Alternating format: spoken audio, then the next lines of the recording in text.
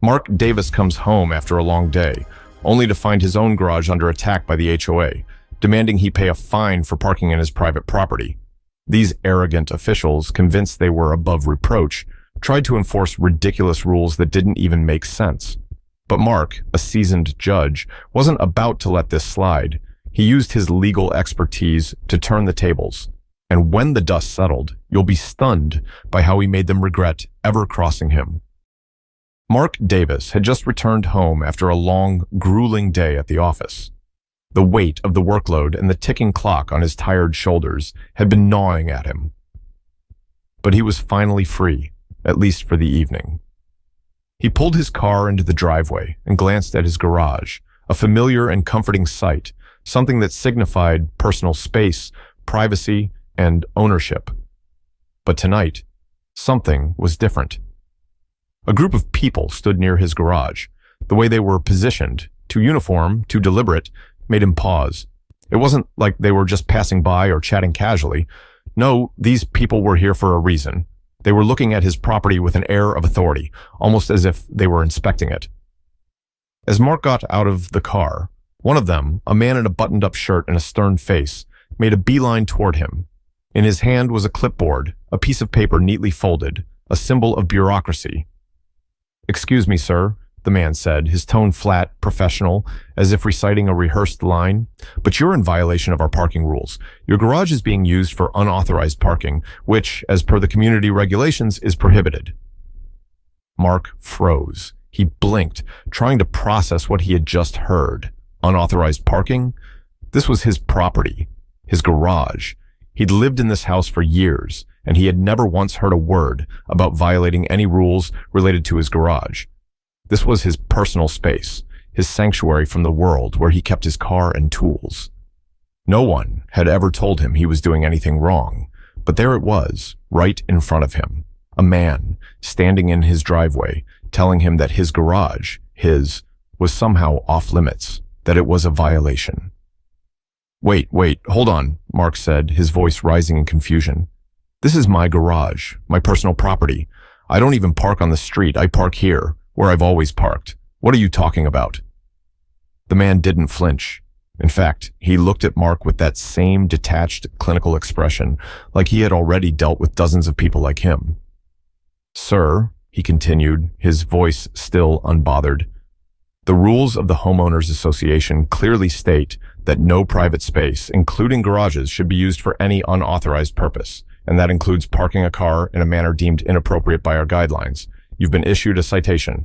This must be resolved within the next 10 days. The other two members of the group, dressed in similar, almost identical uniforms, didn't speak. They stood silently, watching Mark as though this were all a routine procedure. The papers, the citations, the rules. All of it had the feel of something automated, something that had been executed hundreds of times before. Mark's mind was spinning. He tried to reason with them, to ask how in the world this could be happening, but they were unmoved. He brought up the fact that he had legal knowledge, that he knew how property rights worked, but the words fell flat. It didn't matter. All they cared about were the papers in their hands, the citation they had issued, the rules they were citing, the guidelines of the HOA. Mark felt a cold rage building up inside him. This wasn't just about a fine. It wasn't even about parking. It was about something much deeper, something more insidious. The overwhelming, mind-numbing power of a system that operated without questioning its own authority. And here he was, a man with years of experience in the legal world, standing on his own property, helpless, forced to submit to the arbitrary power of a community association. It was the smugness, the certainty in their voices that got to him. These people weren't just doing their job, they were enforcing a system that had been put in place without anyone even thinking to ask, "Is this right?" They spoke of the rules with such unshakable confidence, as if their authority was unquestionable, as if they had the right to control his every move. And that's when it hit him. Mark had always understood that power wasn't just about laws and regulations. It was about who had the ability to enforce them. And in that moment, he realized just how fragile that power could be, how it could be used to turn a man's own home into something that was no longer his. As he stared at the citation in his hand, feeling the anger rise in his chest, Mark knew this wasn't just a minor inconvenience. It was a personal affront. The shock wasn't in the fine. It was in the realization that in a community governed by invisible forces, someone like him could be so easily pushed around. It wasn't just about the garage anymore. It was about control. And Mark wasn't about to let it go without a fight.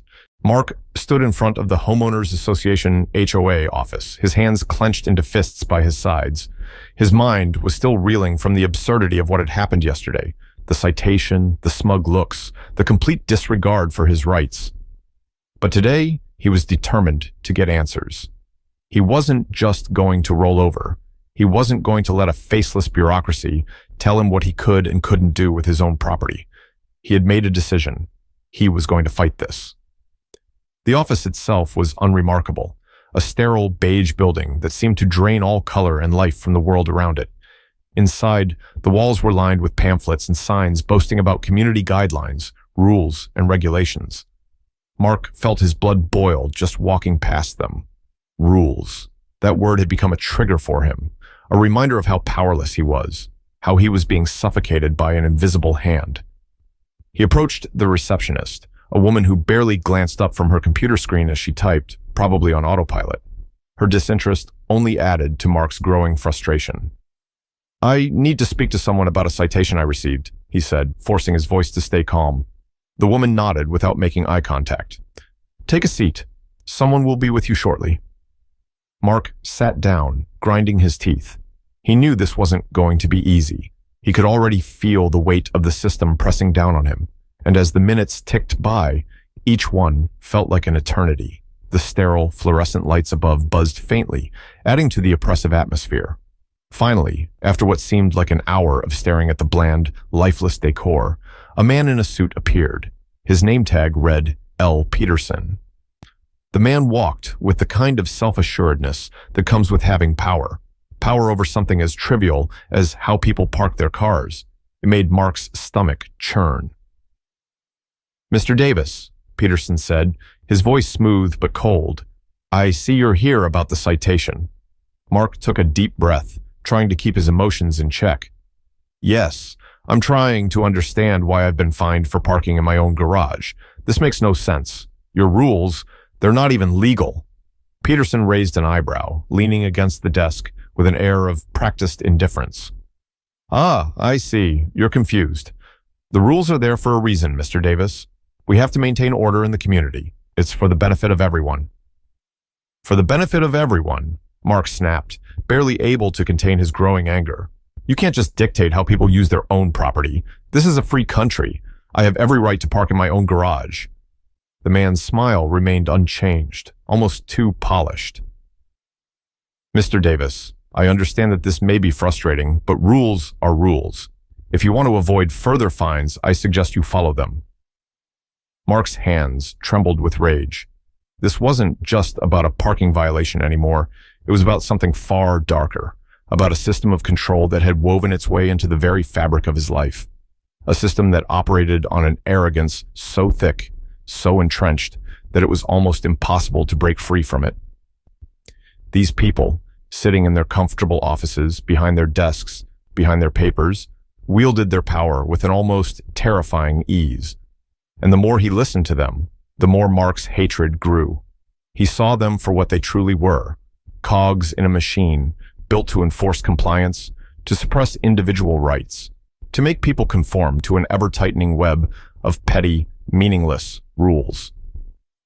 They didn't care about fairness or justice. They cared about control, power.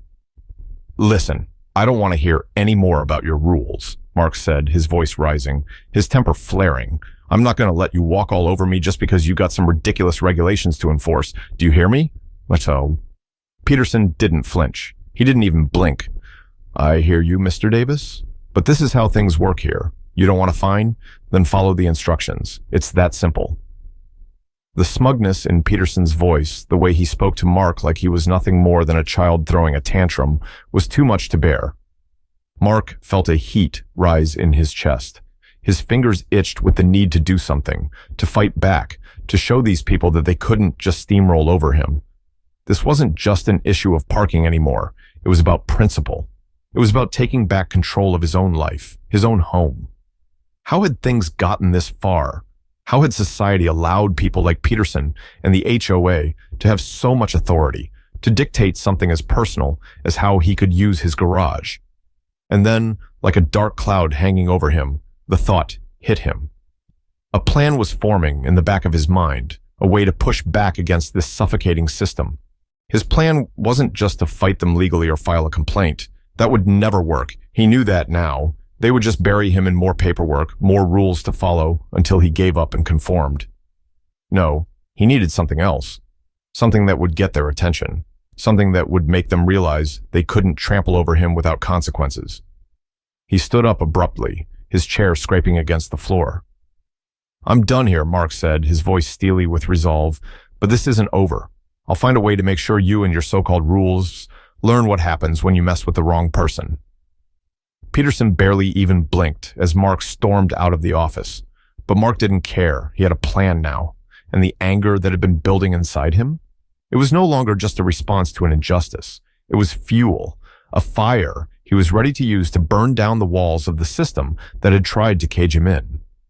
Mark wasn't just a regular citizen. He was a judge with over 20 years of experience navigating the law. He knew how to fight for what was right, and this was no different. With his anger transforming into cold resolve, Mark began preparing. He dug through his files, gathered evidence, and consulted with lawyers to build a solid case. His mind was a sharp tool, honed by years of legal battles. He wasn't going to let these people get away with this. When he walked into the HOA office next, he wasn't the same man who had first been blindsided by their rules.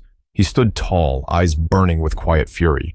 He was no longer confused or shocked. Now, he was ready to fight. "I'm done with your nonsense," Mark said, his voice steady but laced with authority. "I'm not going to let you violate my rights." The representatives tried to brush him off, but Mark wasn't backing down. "You're breaking the law," he said, his words cutting through their attempts to dismiss him. "And if you continue this, I'll take legal action." He leaned in slightly, the weight of his experience making the air in the room heavier. "I'm a judge. I've spent my life upholding the law. You don't scare me, and you don't get to control my life." The nervous glances exchanged between the representatives told him everything he needed to know. They weren't so confident anymore. Mark's anger fueled him. He wasn't just fighting for his garage anymore. He was fighting for his right to live without people overstepping their bounds. He knew he had already won. Now, it was only a matter of taking the next step and making sure they understood who they were dealing with. The legal battle had been long, exhausting, and, at times, frustrating. Yet, Mark's resolve never faltered. With each passing week, as he gathered his evidence, met with attorneys, and carefully examined every detail, the overwhelming sense of injustice that had first gripped him began to fuel his determination. He wasn't just fighting for his garage anymore. He was fighting for his dignity, for the principle that no one, no matter their position or authority, had the right to trample on his personal rights without consequence. About a month later, Mark's patience was rewarded. He received the court's ruling. It was clear, unambiguous, and unequivocal. The HOA had been wrong. The court affirmed his right to park in his own garage, and, more importantly, it invalidated the fines and penalties they had imposed. Mark's faith in the legal system had been justified, and with that, the weight on his shoulders began to lift. But what truly gave him satisfaction wasn't the victory itself. It was the next encounter. When he crossed paths with the very same representatives from the HOA, the tone had completely shifted. They were no longer confident or condescending. Instead, they seemed uncomfortable, almost apologetic, their arrogance now replaced with a palpable sense of unease. The man who had handed him the fine and argued that he was in violation of community rules was now standing in front of him, shifting on his feet as he offered a weak apology. "We sincerely apologize for this misunderstanding, Mr. Davis," he said, his voice faltering. "It was never our intention to cause any trouble." Mark stood there for a moment, watching them closely. He could see the discomfort in their faces, the clear realization that they had overstepped, that they had attempted to impose their authority in a way that was unjust and, ultimately, futile. It wasn't just an apology. It was a forced acknowledgement that they had been wrong, that in trying to push him around, they had not only made a mistake, but they had underestimated him. But Mark didn't need their apology. He didn't need any of the formalities they now offered. He had already won, and the satisfaction of that was far more profound than any verbal admission of guilt they could make. Instead of responding immediately, Mark simply looked at them. There was no triumph in his gaze, no smug smile, just a quiet certainty that spoke volumes. He had faced the system head-on, and it had bent to his will. Not through brute force, not through arrogance, but through the unwavering application of the law and his refusal to back down when he knew he was right. When he finally spoke, his voice was calm, but his words carried weight. "I appreciate your apology," he said, though it was clear it was more for form's sake than genuine sincerity. But this wasn't about a misunderstanding. This was about respect, something that should have been there from the start. If you had done your homework and treated me like a fellow member of this community, none of this would have been necessary. The man nodded stiffly, as though recognizing the truth in Mark's words, though he didn't seem capable of saying anything else. The apology, hollow as it was all they had left to offer, and even that felt like a formality. Mark turned on his heel and began to walk away. There was no need for a drawn-out confrontation, no need to rub their mistake in their faces. He had already made his point. As he walked toward his car, parked proudly in his garage, a sense of quiet satisfaction settled over him. He had not only prevailed in court, but he had also restored his sense of autonomy. The people who once tried to undermine him now understood that they could not push him around. They had been forced to acknowledge his strength, his resilience, and his unwillingness to be bullied. In that moment, Mark understood something deeper. The satisfaction didn't come from the victory itself, nor from the apology they had reluctantly offered. It came from the knowledge that he had stood up for himself. He had stood firm against a system that too often believed it could disregard the individual for the sake of rules and bureaucracy. The battle had been long and exhausting, but it was over, and he had won, not just in a legal sense, but in a much deeper, more personal way. He had reminded himself of the power of standing up for what's right, of never allowing others to dictate your life or diminish your worth. That was the real victory. And as Mark drove away, there was a quiet smile on his face. Not out of arrogance, but out of a simple, unwavering satisfaction. He had done what needed to be done. He had proven that no matter how small the issue might seem to others, when it comes to defending one's rights and dignity, no battle is too insignificant.